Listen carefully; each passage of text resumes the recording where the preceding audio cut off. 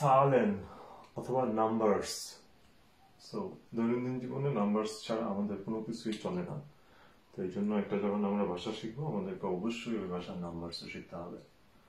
So German ভাষায় numbers শেখার জন্য আমাদেরকে জিরো থেকে শুরু করতে হবে। সো জিরো হচ্ছে জার্মান ভাষায় বলা হয় নুল। নুল হচ্ছে জিরো। তারপর আইন্স হচ্ছে ওয়ান, zwei হচ্ছে টু, zwei, drei, drei হচ্ছে থ্রি, vier হচ্ছে ফোর, fünf হচ্ছে ফাইভ, sechs হচ্ছে সিক্স, sieben হচ্ছে সেভেন,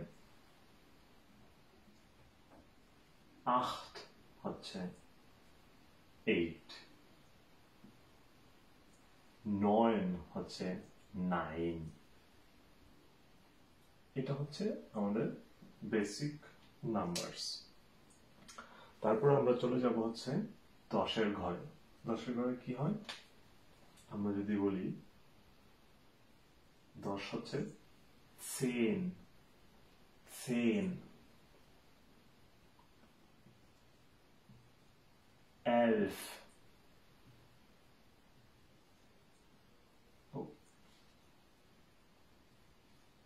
12,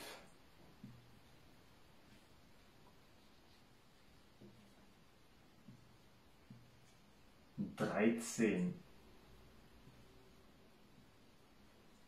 14, 15, 16, 17, 18, 19, 20, 20। তারপর আমরা কন্টিনিউ করবো হচ্ছে দশের স্টেপে, 30, 40, 50, 100, 1000। এভাবেই আমরা নাম্বারস শিখে ফেলতে পারি। আমার মনে হয় খুবই সহজ, খুব ইজি, জাস্ট দুই একবার প্র্যাকটিসের মাধ্যমে হয়ে যাবে। আমি আবারও উচ্চারণের সুবিধার্থে আপনাদেরকে রিপিট করে দিচ্ছি 1 থেকে 9 পর্যন্ত।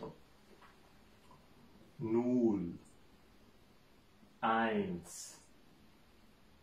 zwei, drei, vier, fünf, sechs, sieben, acht, neun। সবাই প্র্যাকটিস করবেন এবং শিখে নেবেন।